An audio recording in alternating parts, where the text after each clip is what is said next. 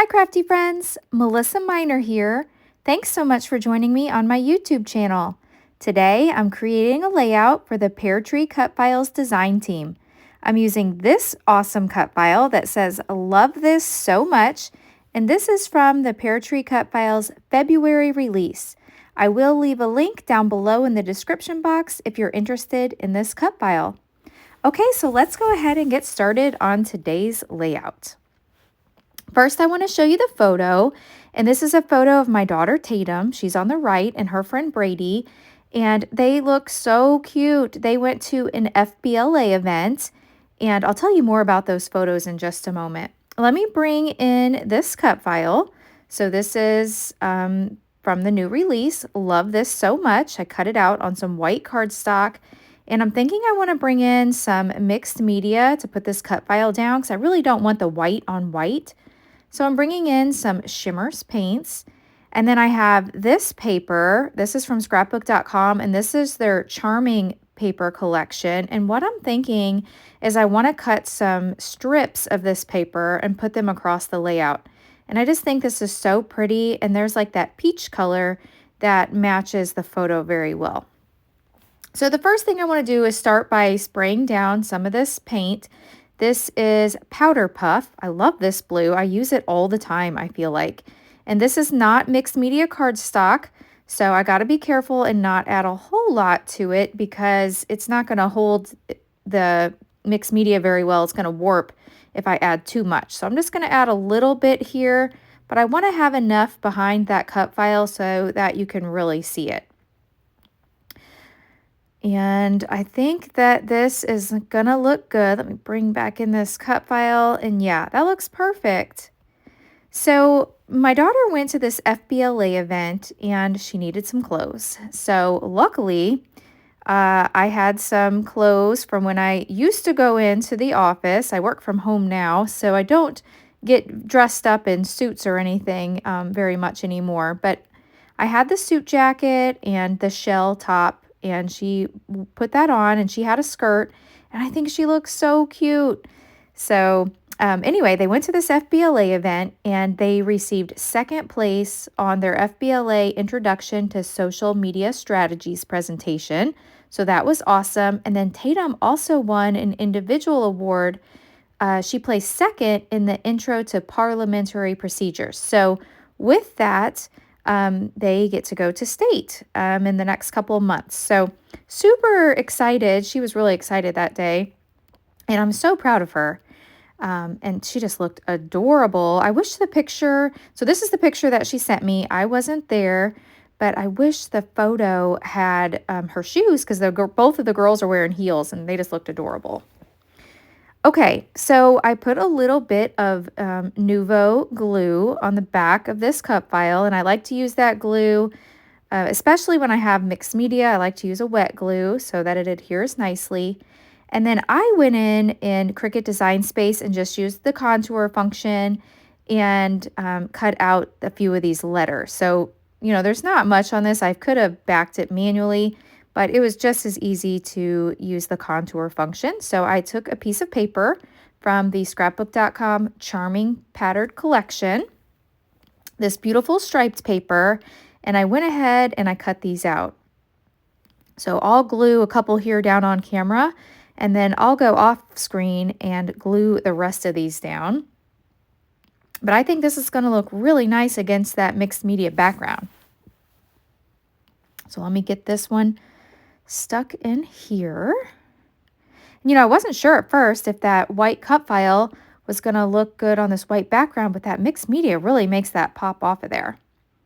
And so off camera, I went ahead and glued the rest of them in, and I think that looks good. So let me bring back in my photo. Now I do print all of my photos at home. I have the Epson PictureMate 400, so I printed this to 3x4 with the white border. So then I backed the photo with another piece of the pattern paper, and then I used my Tim Holtz Edge Distressing tool and just roughed up the edges a bit. So I went through the paper pad and I chose several of the different patterns, and I cut these down to 3/4 of an inch each. And then I guess these are 8 inches long. Yes, because the paper pad is 6x8. So these are all 8 inches long.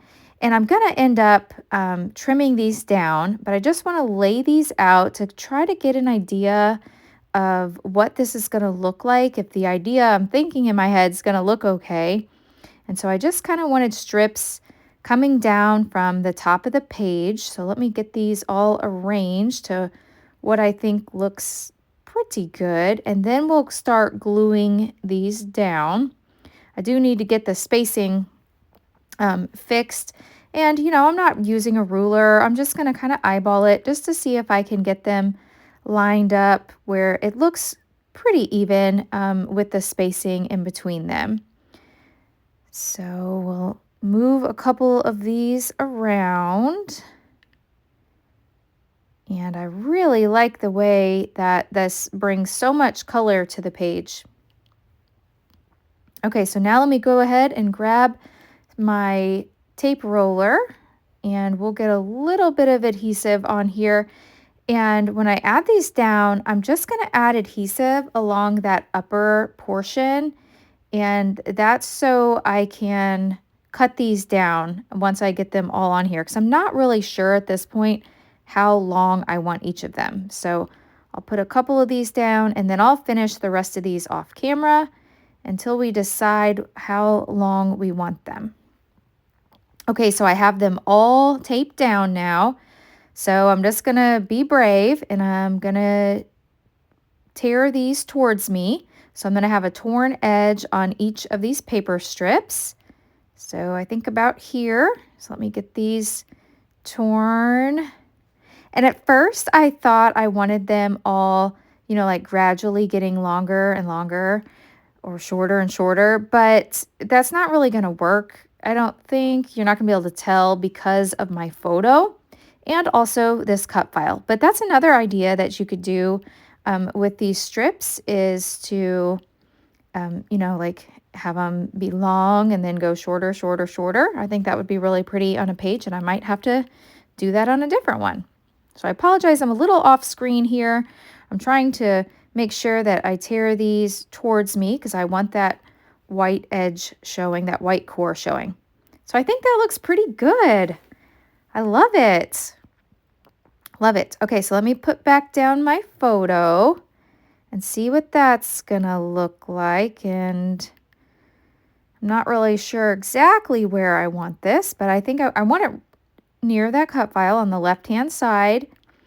And I want to use this die. So I bought this and I've never used it yet. This is from Vicki Boutin and it's called Art for Everyone. It's a stamp and die set. And I bought it just for this little torn paper edge. And since they were at a school event, I thought that'd be perfect to journal on. So I want to use that, but I don't think it's standing out quite enough. So I want to pull a piece of pattern paper out and just see if I can make it stand out a little better. So let me look through here, through these pattern papers. Oh, I like this one. So I think this will look really pretty. So I'm going to cut this down to 3 by 4, I think.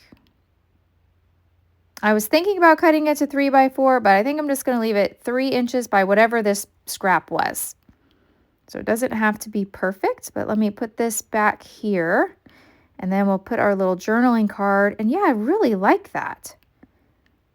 So I'm going to go ahead and distress the edges with this. So I did that off camera. And then we'll put our little journaling spot here. And now I need to embellish this page. So I'm going to bring in a few dies. I've got these Delicate Leaves dies from Scrapbook.com. I like this one, so I might use it. I've also got this die, this one. This is the Sprigs die from Scrapbook.com. And then these are my favorite flowers. These are Scrapbook.com's Market Blooms. So I think I want to use these as well. So I'll go ahead and get a few cut down.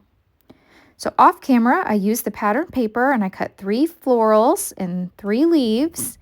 And I think that looks good, but I really think that adding a little strip up here will just tie this all together. So I cut a piece of white cardstock. This is just 1/4 inch wide. I'm gonna add a little glue here, and I think that's just gonna give this top of this layout a little bit of grounding. and just really make this all work together. So I like that. You could also add some stitching up here. That would look really pretty to do some stitching, but I like this little white strip. Okay, so that looks good. Now I do think the centers of my florals look a little empty, so I want to look for some gems. So I'm going to look through my stash here and see if I can find some gems for the center of those florals. So I found a few of these clear gems, so I'm using my Scrapbook.com pick up and place tool here. So we'll put one in the center of each of those flowers, and that is going to finish up this layout. If you've enjoyed this video, please hit that thumbs up button. If you're new, I hope you'll subscribe and come back. Now, I will leave links to all the products that I've used today. I'll leave links to all of them in the description box. And I really appreciate anytime you shop my links, as I do receive a small commission at no extra charge to you. If you don't already follow me on Facebook and Instagram, I would love for you to follow me there as well. Thanks so much for watching, and I'll catch you in the next video. Bye!